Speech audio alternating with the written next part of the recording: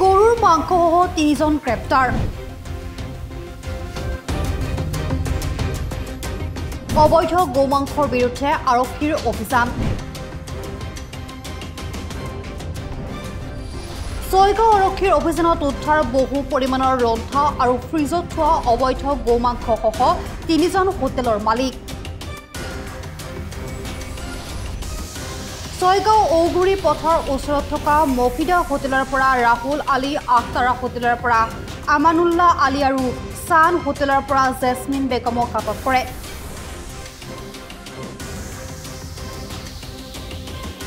সম্প্ৰতি ছয়গাঁও আৰক্ষী থানাত ৩খন হোটেলৰ পৰা উদ্ধাৰ কৰা গোমাংসসহ এগৰাকী মহিলা আৰু 2জন লোকক আটক কৰিছে। চিন্তনীয় বিষয় এইটো আমি অলপ কষ্ট পাইছোঁ, কাৰণ আমাৰ শুনিলোঁ জাষ্ট শুনি পেলাই আমি বহুত কষ্ট পাইছোঁ যে আমাৰ অনুকূল মন্দিৰৰ 100 মিটাৰমান নিলগত 2-3 বস্তা গোমাংস উদ্ধাৰ হোৱা বুলি আৰু 3গৰাকীক গ্ৰেপ্তাৰ কৰা বুলি। গতিকে এইটো আজিৰ বিষয়বিলাক আমি শুনি আছিলোঁ, কিন্তু আজি ধৰা খোৱাৰ কাৰণে কথাটো মুকলিকৈ ওলাই আহিল। গতিকে অত্যন্ত চিন্তনীয় বিষয়। আমি এজন সচেতন ব্যক্তি হিচাপে এইটোত আমি গৰিহণা দিছোঁ আৰু প্ৰশাসনক কঠোৰ হ'বৰ কাৰণে আহ্বান জনাইছোঁ।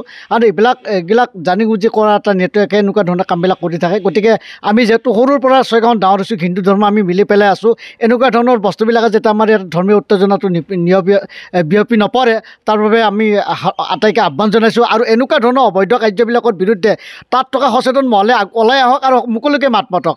যিসকল দুৰ্দান্ত ব্যক্তিয়ে এই নিন্দনীয় কাৰ্যসূচী যেনে গোমাংস বিক্ৰী কৰাৰ যি এটা অভিসন্ধি চলাইছে, এইটোৱে আমি কিয়, আমাৰ হিন্দু সমাজ কিয়, গোটেই মুছলিম জাতিটোকে এটা নিন্দনীয় কাৰ্যৰ ওপৰত পৰিণত কৰিছে।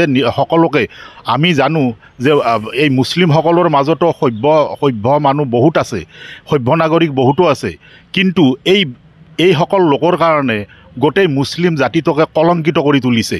তে এইটো আমি খুব গৰিহণা দিওঁ আৰু এইটো এটা নিন্দনীয় কাৰ্যসূচী। তে আমাৰ ফালৰ পৰা আমি এইটোকে কওঁ যে এনেকুৱা কাৰ্যসূচী যাতে তেওঁলোকে ত্যাগ কৰে।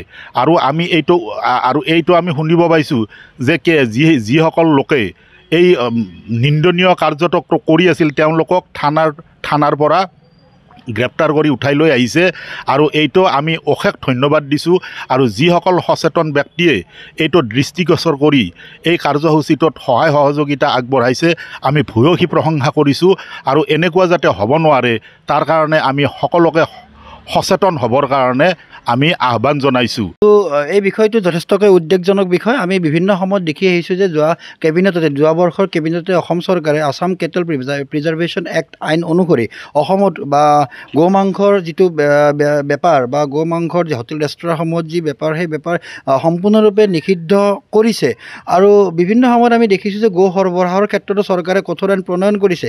এনে ক্ষেত্ৰত ছয়গাঁৱৰ দৰে এখন ঐতিহ্যমণ্ডিত ঠাই এখন, যিখন ঠাই শান্তিপূৰ্ণ, দক্ষিণ কামৰূপৰ ভিতৰতে এখন শান্তিপূৰ্ণ জেগা বুলি আমি জানো, যিখন জেগাত ভাতৃত্ববোধেৰে সকলো জাতি জনগোষ্ঠী একগোট হৈ ইমান বছৰে বসবাস কৰি আহিছে, তেনেকুৱা এখন জেগাত আজি 3খন হোটেলৰ পৰা যি নিষিদ্ধ গোমাংস উদ্ধাৰ হ'ল, সেই কাৰ্যই আমাৰ সচেতন মহলক যথেষ্টকৈ উদ্বিগ্ন কৰি তুলিছে।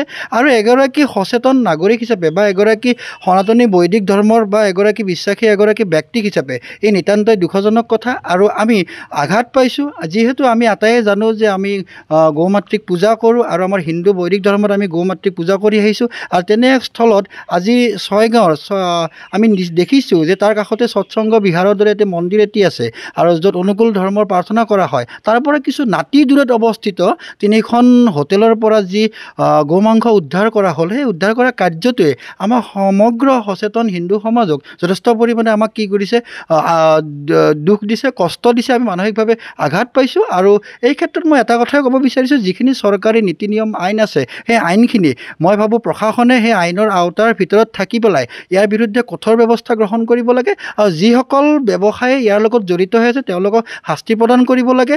আৰু মই ভাবোঁ যে এই ক্ষেত্ৰত চৰকাৰৰ আইনসমূহ মানি চলাটো এখন ভাৰতবৰ্ষৰ কাৰণ ধৰ্মনিৰপেক্ষ ৰাষ্ট্ৰ এখনৰ কাৰণে মই ভাবোঁ আটাই ইয়াত এটা দায়িত্বশীল নাগৰিক হিচাপে নিজৰ কৰ্মখিনি কৰি যোৱাটো এটা উচিত সিদ্ধান্ত হ'ব, সময়ৰ আহ্বান হ'ব। আৰু মই আশা কৰিম আমাৰ এই শান্তিপূৰ্ণ অঞ্চলটোত আগন্তুক সময়ত যাতে কোনো ধৰণৰ অশান্তিকৰ বাতাবৰণৰ সৃষ্টি নহয় আৰু চৰকাৰে বা প্ৰশাসনে এই ক্ষেত্ৰত যাতে সচেতন ভূমিকা পালন কৰে। আৰু এটা কথা মই লগতে ইয়াত যোগ দিব বিচাৰিম, বিভিন্ন সময়ত এই পথেৰে বা ছয়গাঁৱৰ যি মূল পথ আছে, ৰাষ্ট্ৰীয় ঘাইপথ আছে, এই পথেৰে আমি বিভিন্ন সময়ত শুনি আহিছোঁ যে বিভিন্ন সময়ত উত্থাপন হৈ আহিছে যে গো সৰবৰাহ হয়। এই ক্ষেত্ৰত প্ৰশাসনে, মই ভাবোঁ স্থানীয় পুলিচ প্ৰশাসনে উল্লেখযোগ্য ভূমিকা গ্ৰহণ কৰিব লাগে আৰু আমিও ৰাইজ হিচাপে ইয়াৰ ওপৰত চোকা দৃষ্টি আৰু নজৰ ৰাখিম আৰু আগন্তুক পৰ্যায়ত প্ৰশাসনৰ ভূমিকা কেনেকুৱা হয় আমি এয়া লক্ষণীয় নিশ্চয়কৈ হ'ব। News desk report, Pratah time digital.